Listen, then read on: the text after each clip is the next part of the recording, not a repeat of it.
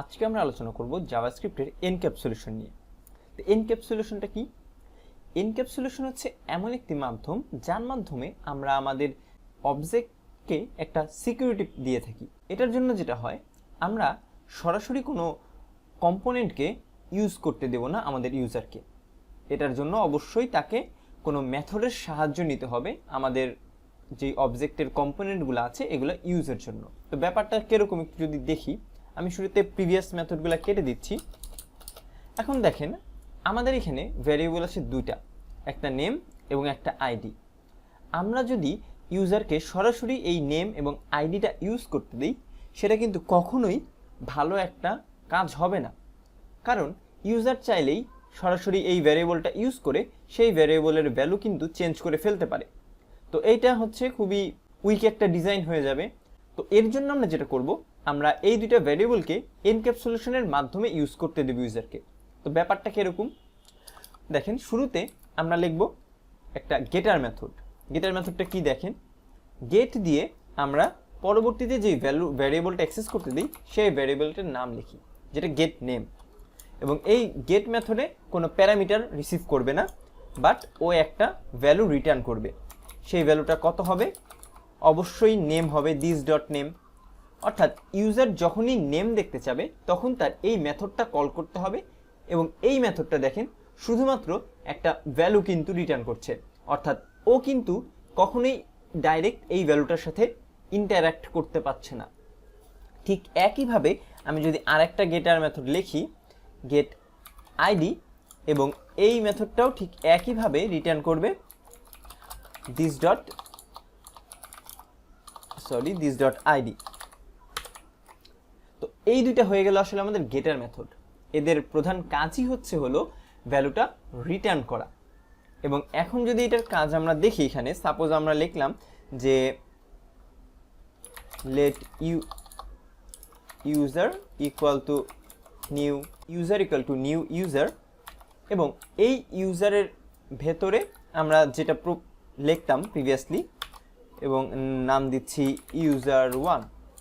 আচ্ছা, এটা করার পরে আমরা এই মেথডগুলো জাস্ট কল করব। কিভাবে দেখেন, আমরা এখানে লক করে দিচ্ছি এবং এইখানে আমরা লিখছি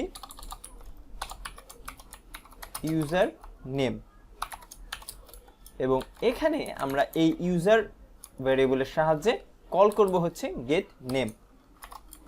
এবং এখন যদি এটা রান দিই, দেখেন ইউজার নেম user1। ঠিক একইভাবে আমরা যদি এটা কপি পেস্ট করি এখানে নিচে ইউজার আইডি, এবং এখানে আমাদের কি কল হবে? User ID. দেখেন নেম আইডি দুইটাই প্রপারলি পেয়ে গেলাম। অর্থাৎ এই দুইটা ভ্যারিয়েবলকে আমি সরাসরি ইউজ করতে না দিয়ে গেটারের মাধ্যমে ইউজ করতে দিলাম। এই মেথডের ওয়েটাকে বলা হয় গেটার মেথড। তো এরপরে চলে আসছে সেটার মেথড। সাপোজ আমরা কনস্ট্রাক্টর দিয়ে ভ্যালু সেট করব না, আমাদের ইউজারের ডাইরেক্ট সেট করতে চাই, তখনও আমরা লিখব সেটার মেথড, যেটা শুরু হবে সেট দিয়ে এবং তারপরে হবে নেম, যে ভ্যারিয়েবলটা আসলে অ্যাক্সেস করতে চাই সেটা। এবং এখানে কাজটা হবে হলো this dot name equal to value set করা। এখন ভ্যালুটা কীভাবে পাবো? ভ্যালুটা পাওয়ার জন্য অবশ্যই আমাদের এই সেট নেমে প্যারামিটারের মাধ্যমে ভ্যালুটা রিসিভ করতে হবে। তো আমি রিসিভ করছি নেম ভ্যারিয়েবল দিয়ে, এবং এটা এখানে সেট করে দিচ্ছি নেম। তো এর মাধ্যমেই কিন্তু সেট হয়ে গেল আমাদের নেম। এবং পাশাপাশি আমি এটাকে আবার কপি করে নিচ্ছি এবং নিচে এসে প্রিন্ট করে দিয়ে সেট নেমের জায়গায় লিখে দিচ্ছি সেট আইডি, এবং এখানে ভিতরে রিসিভ করব আইডি। একইভাবে আমাদের দিতে হবে আইডি, এবং এটার ভেতরে ভ্যালু যেটা যাবে সেটাও হচ্ছে আইডি। তো এটা গেল, আসলে একটু ফরম্যাট করে দিই।